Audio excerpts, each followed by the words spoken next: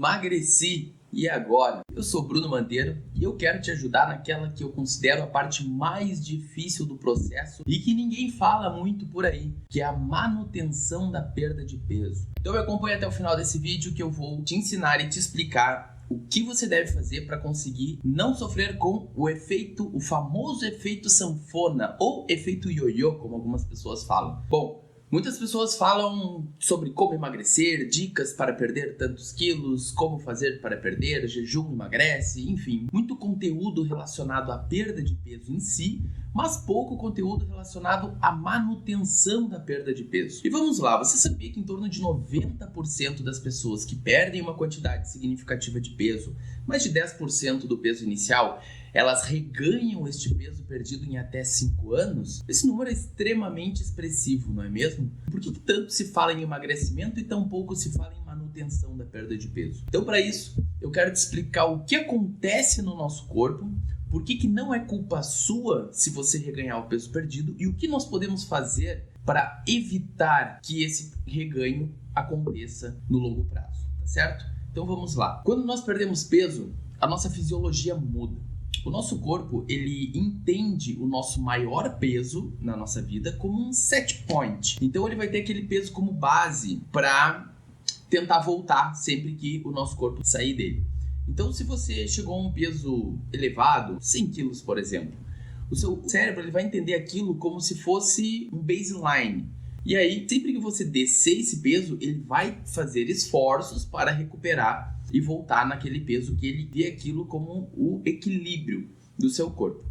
E aí, o que acontece? Você começa uma dieta, você começa a perder peso e algumas mudanças fisiológicas e metabólicas ocorrem no teu corpo e fazem com que esse emagrecimento comece a ficar mais lento com o passar do tempo. Muitas pessoas percebem isso, né? Que a gente começa uma dieta, a gente perde peso muito rápido logo no início e com o passar do tempo a gente começa a perder peso de uma forma mais lenta. Muita gente se frustra em função disso, achando que vai ter um resultado rápido e quando não tem, acaba se frustrando e voltando aos velhos hábitos e reganhando peso novamente. Por que isso acontece? Primeiro, quando nós perdemos peso, nós perdemos tecido. Esse tecido, ele é metabolicamente ativo, seja ele músculo ou seja ele massa gorda.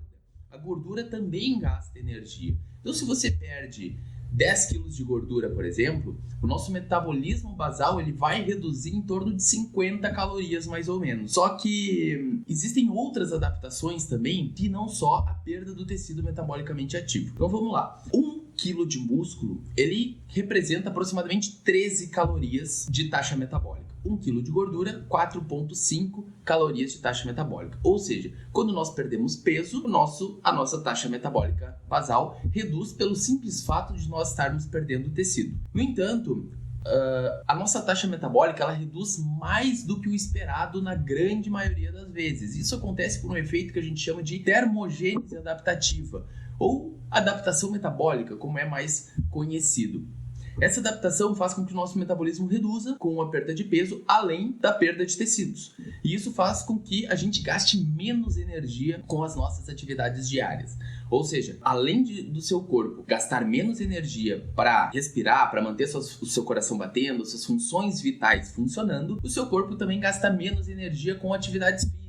Aquele treino que você gastava, por exemplo, 300 calorias antes, a partir do momento que você começa a emagrecer e começa a perder peso, em função da perda de tecido e da termogênese adaptativa, esse treino começa a gastar cada vez menos calorias com o passar do tempo. Isso vai fazendo com que o seu gasto energético diário vá reduzindo ao ponto que você vai perdendo peso. Outras adaptações que acontecem estão relacionadas à fome e à saciedade. Quando nós perdemos peso, os hormônios relacionados à fome, principalmente a grelina, ela aumenta, fazendo com que nós tenhamos mais fome, e os hormônios relacionados à saciedade, eles diminuem, fazendo com que a gente se sinta menos saciado.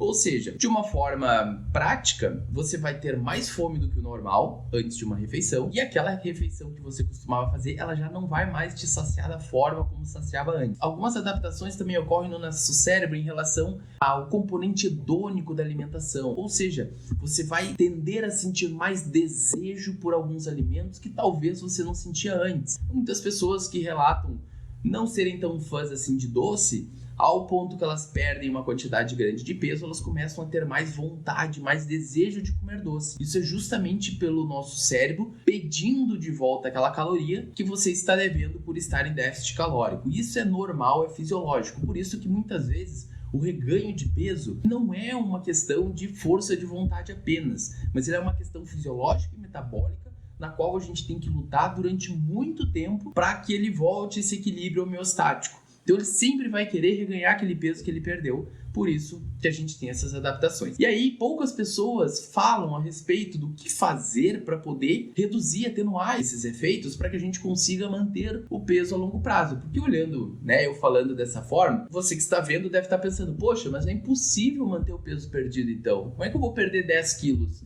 E eu vou manter esses 10 quilos perdidos pro resto da minha vida? Isso é praticamente impossível. É difícil, mas não é impossível. O que a gente precisa é que você tenha em mente que todas essas adaptações vão ocorrer e que não é apenas fazer uma dieta por um período de tempo para atingir um objetivo, mas é a manutenção dessa mudança de hábitos, dessa mudança de estilo de vida, e é por isso que se fala tanto em uma mudança de estilo de vida e não apenas seguir uma dieta. Então, pense comigo, a dieta ela é uma porta de entrada para uma mudança real e completa de estilo de vida. A partir da dieta, você vai aprender o quanto você deve comer em determinadas refeições, quais alimentos são mais adequados para você comer, para que você crie o hábito de comê-los ao longo do tempo, para que você consiga manter isso após o término da dieta. O grande problema é que a maioria das dietas elas têm um prazo de validade, ou seja, você faz a dieta ou por tanto tempo ou até atingir determinado resultado. Mas e o depois? O que acontece com o depois? Como eu falei no início,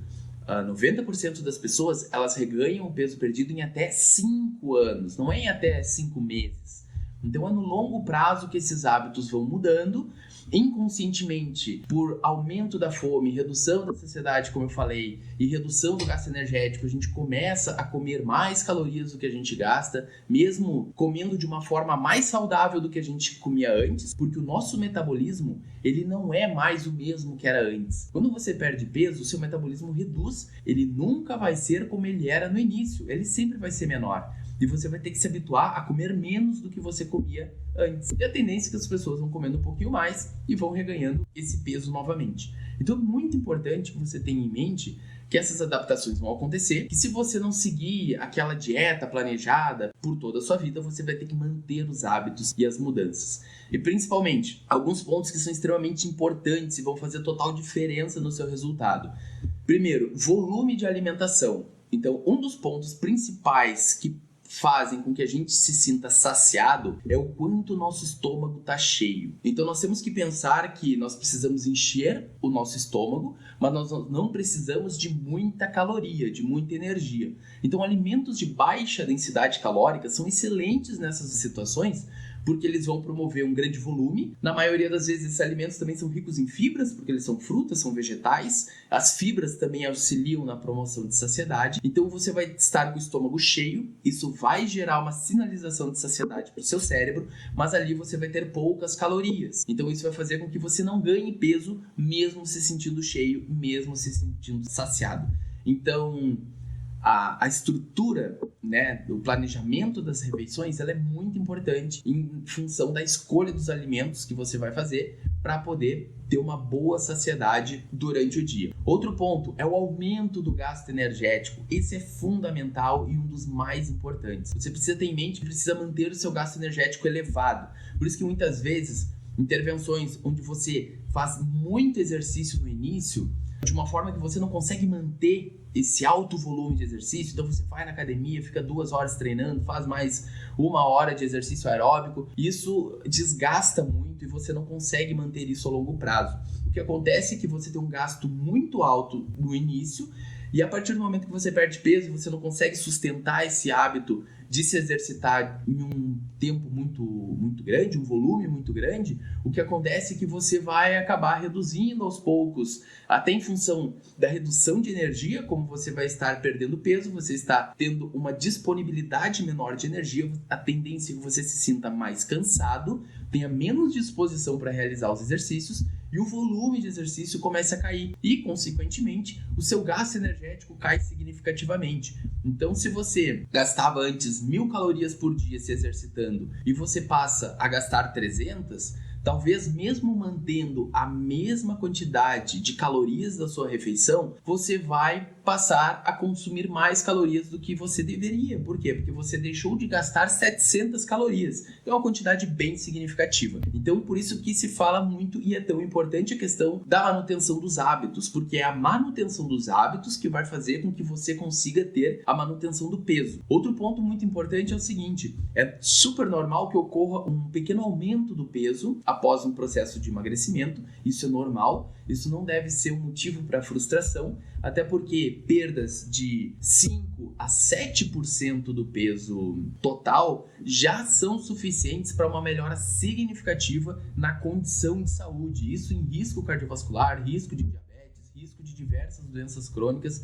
A perda de apenas 5 a 7% já é suficiente. Então, o que muitas pessoas acabam negligenciando, que é a parte da manutenção da perda de peso, ela se torna a mais importante. Porque quando você perde uma quantidade de peso, é muito interessante que você se preocupe com essa manutenção para que daqui a pouco no futuro você possa perder um pouco mais. E assim ir construindo uma perda de peso até que você chegue no resultado que você gostaria fisicamente e esteticamente. Tá certo? Eu espero que esse vídeo tenha feito sentido para você e tenha te ajudado. E se você tiver alguma dúvida em relação à manutenção da perda de peso, que você queira saber o que fazer para conseguir manter o peso perdido, deixa aqui a sua dúvida nos comentários que eu vou estar respondendo para você. Se você ainda não conhece o meu trabalho, eu te convido a ir lá no Instagram, @bruno_mandeiro.